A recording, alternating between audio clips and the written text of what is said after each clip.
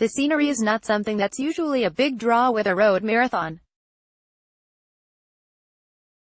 Many events take place in city centers to ensure sizable crowds, and there are landmark buildings to supply interest for the eyes, rather than stunning natural landscapes, which are usually reserved for off-road events. One event that bucks this trend is the Loch Ness Marathon. The paved route runs alongside the famous loch in Scotland, and even if you don't spot Nessie along the way, you are treated to an incredible view for almost the entire course, with only the final few kilometers in the urban environs of Inverness. As a result, the Loch Ness Marathon has been on my race bucket list for some time, so when running gear brand Hoka 11 offered me a chance to run in the 2019 race, I jumped at it. Here are 7 things I learned about the event which may come in handy should you ever decide to run it. Point 1.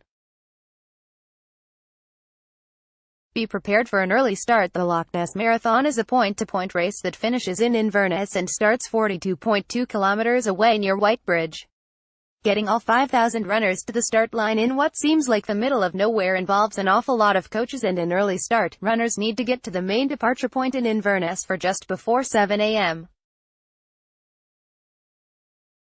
This means you'll need to change your pre-race routine, because when you might normally be having breakfast and lining up a trip, or trips, to the loo, you'll be on a coach. I ended up staying in Drumnadritcheat, a town on the northwest side of Loch Ness. This meant I had to travel into Inverness to get my race number on the Saturday and make a longer trip home after the race, but it was closer to Whitebridge and meant my bus pickup wasn't until 8:15 a.m. on race day. Point 2.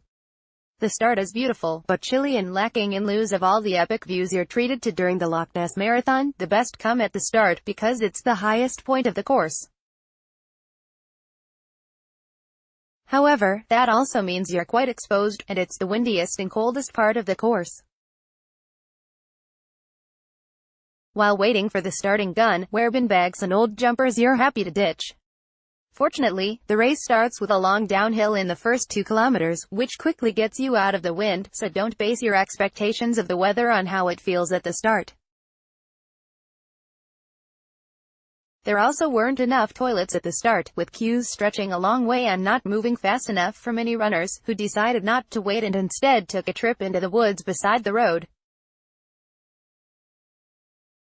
Announcements will ask you not to do this, but in truth there's little choice. If everyone waited for the Portaloos, a sizable proportion of runners wouldn't have made the start on time. Point 3. Don't go bananas on the first downhill. The race starts with around 90 meters of downhill in the first 2 kilometers, which is lovely. However, if you're someone who already tends to start races too fast, this can be like a red rag to a bull.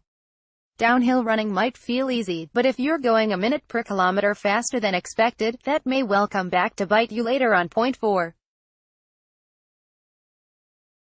The first half isn't as easy as it looks. If you examine an elevation profile of the Loch Ness Marathon, you'll immediately be struck by the general downhill trend of the first half of the race, especially the first 16 kilometers or so, where you descend almost 300 meters in total.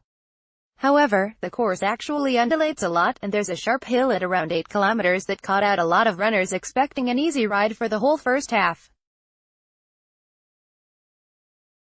My advice is to run the first half of the race cautiously, enjoying the benefits of the downhills without pushing yourself too hard. That way you'll have more energy for the second half, which has more uphill sections, and you'll probably find you're passing a lot of runners who blew it all on the downhill. Point 5.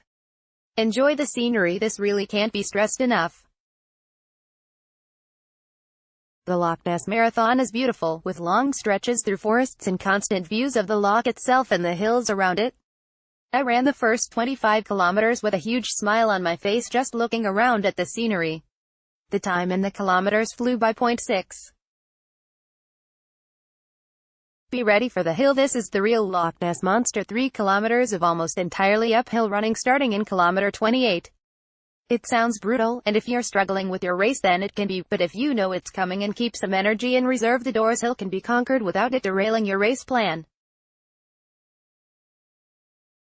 For the most part, the gradient is not actually too steep and there are a couple of breaks in the hill along the way, so focus on getting to those to break it up rather than worrying about getting to the very top. Point 7.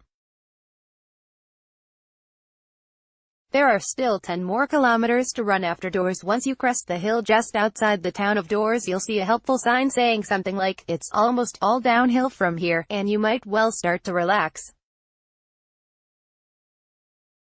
The biggest hill in the race is done and you can roll right down into Inverness to the finish line.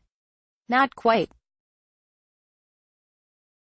Running 10 kilometers is never easy, and especially not at the end of a marathon.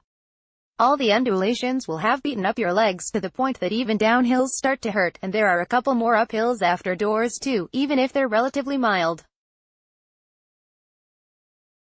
Stay focused and don't start celebrating the finish line until you see it.